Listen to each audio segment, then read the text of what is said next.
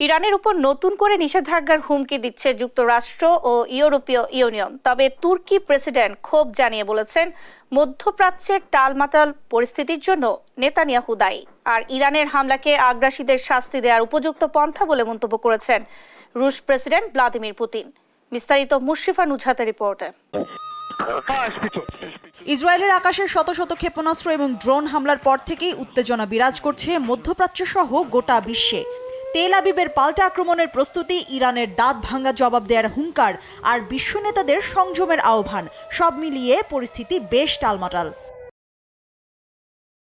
এরই মধ্যে যুক্তরাজ্যে অবস্থানরত তেহরানের শীর্ষস্থানীয় কূটনীতিক সাইয়েদ মেহেদি হোসেইনি মাতিনের দাবি, মধ্যপ্রাচ্য জুড়ে যুদ্ধ বাঁধিয়ে দিতে উঠে পড়ে লেগেছেন ইসরায়েলি প্রধানমন্ত্রী বেনিয়ামিন নেতানিয়াহু।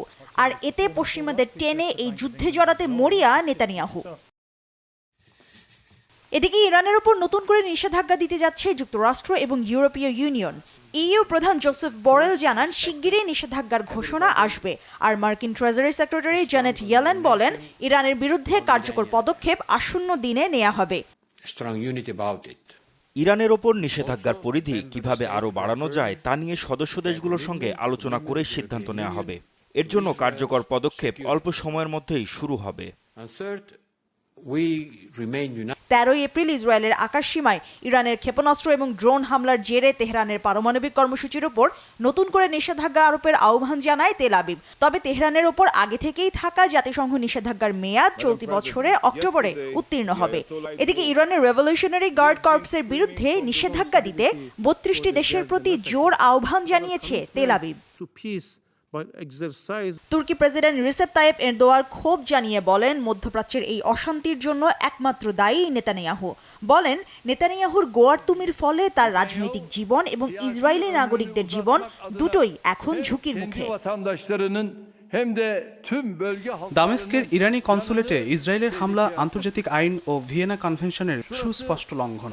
গুটি কয়েক দেশ ছাড়া এই আগ্রাসী ঘটনার নিন্দা কেউ জানায়নি, কিন্তু ইরান যখন পাল্টা জবাব দিল তখন ঠিকই নিন্দায় মুখর হয়ে উঠল তারা।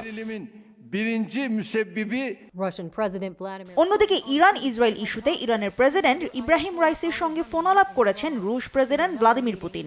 এ সময় পুতিন বলেন, বর্তমান উত্তেজনাকে আরও বাড়তে না দিয়ে একে কিভাবে কমানো যায় সেদিকে দুপক্ষকেই মনোযোগী হতে হবে। তবে প্রেসিডেন্ট পুতিন এও বলেন, 13 এপ্রিল তেহরানের পদক্ষেপ ছিল কৌশলী এবং বুদ্ধিমানের মতো। আগ্রাসীদের শাস্তি দিতে তেহরানের এমন কৌশলী পন্থাই সর্বোত্তম বলে মন্তব্য করেন তিনি। রুশ প্রেসিডেন্ট আরও বলেন, দামেস্কে ইরানি কনসুলেটে ইসরায়েলের সন্ত্রাসী কর্মকাণ্ড এবং নিয়ম পরিপন্থী। এদিকে 13 এপ্রিলের হামলায় ইরান ব্যালিস্টিক ক্ষেপণাস্ত্র ছুঁড়েছে বলে দাবি করেছে Tel Aviv.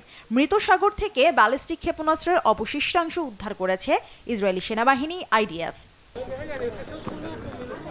Mushrifa Nuzhat, news desk, দেশ টিভি।